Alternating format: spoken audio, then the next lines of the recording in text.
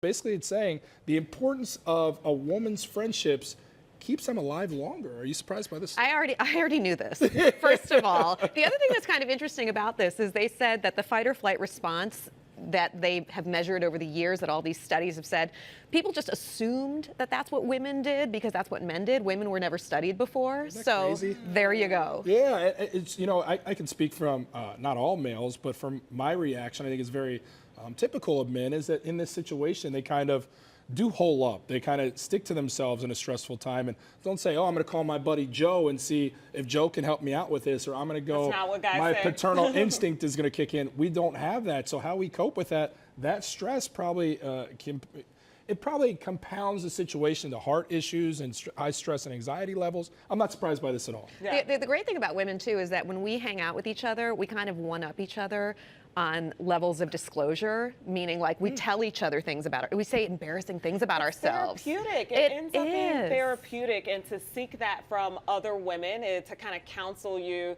through some of those tough moments is really important. And for a man, if he's just obviously blowing up can be another form of expression, but if he's internalizing all of that, and talk about the physical effects of that, how it adds to the stress, how it adds to your health in terms of blood pressure and things like that. So when you guys read this story, you're like, yes, that's what I do. In times of $1,000,000%. When it gets a little bit turbulent, I do lean on my. And it also said we tend to children, and in my case, I tend to my dog as well. Yeah. So I pet him, I feel better. Yeah, no, for sure. I think that's a really interesting story. I mean, simply strength in numbers, and I think guys feel like they don't want to ask for directions. They don't need help with this. This is a stressful time. I've got it on my own. Well, clearly, maybe it makes sense to lean on your support system. That's right. You can learn something from us. I know. Trust me, I get that every day here. You're fitting in just fine. And celebrities have so much power to talk about things that they've experienced and to make it okay for other people. You don't really think about the fact that generationally, how things were 20 years ago or even 10 years ago, and how hard it was for people to come out, and continues to be. Sure.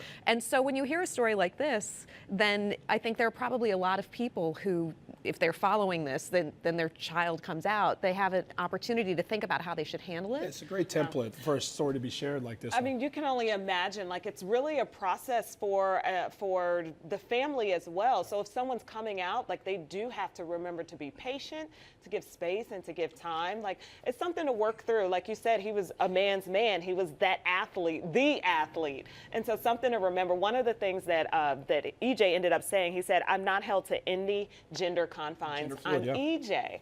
And so I think that's what every family, if any family is going through this, like, your child is still your child. This is just their sexuality. It's another part of them, but they're still that overarching person. Yeah, and the thing as you're parenting, the thing you always want to bestow upon your son or your daughter, whomever it may be, speaking as a parent, is you want them to feel like they can be unabashedly themselves. Sure. And you want Acceptance. them to be, yes, you want them to express themselves and be who they are and not be afraid to be judged by people. Be true to yourself. This is EJ being true to himself, and I'm sure Magic regrets his initial reaction, but he got it right ultimately. I mean, I'm sure it was really tough for him. Well, because you want the best for your kids. Like, my mom wanted and still wants me to be a doctor or a lawyer. She still wants me to do that. And there's nothing wrong with what I do now, but she just wants the best for me. She and wants you to be around smart people, and you're working with a lughead and me every day. She probably wants better for you. It makes sense. I ain't mad at you. I think the story is crazy. You would think millennials would be more compassionate to the service industry. I was floored when I saw this. Everyone says millennials are very self-centered, so they may not realize that servers really depend on tips. That's their income. They're not really paid very much by restaurants. But yeah, 10% don't tip at all when dining out.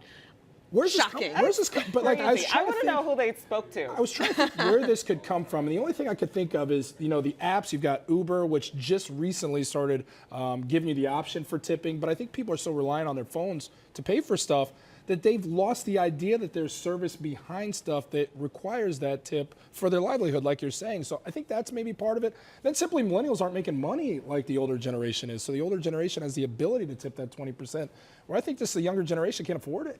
I think there are certain situations that are a little confusing. Like, you're right, Uber added the option to tip, and you're like, am I supposed to tip? Yeah, like, you just don't know. And sometimes, you're doing takeout, and you see the tip jar, and you're like, am I supposed to tip? Dining out, 100% you're supposed to tip. Yes. Every time. Some things are gray area. Some things are Uber gray. Well, is gray. With tipping, specifically here in the United States, like you should tip 100% of the time. So I worked in the service industry, and so obviously I'm always tipping that 20%. And if somebody does a bad job, I might go to 15% if it's like really, really bad. But I'm trying to show my gratitude for a service that someone gave me. Well, that's what I ask you before we go, because I know we got to keep it moving here really quickly. Really bad service, Susanna. You're out on a great dinner. You get the worst service ever. Are you still tipping 20%? You know, it just happened Saturday night. Yes.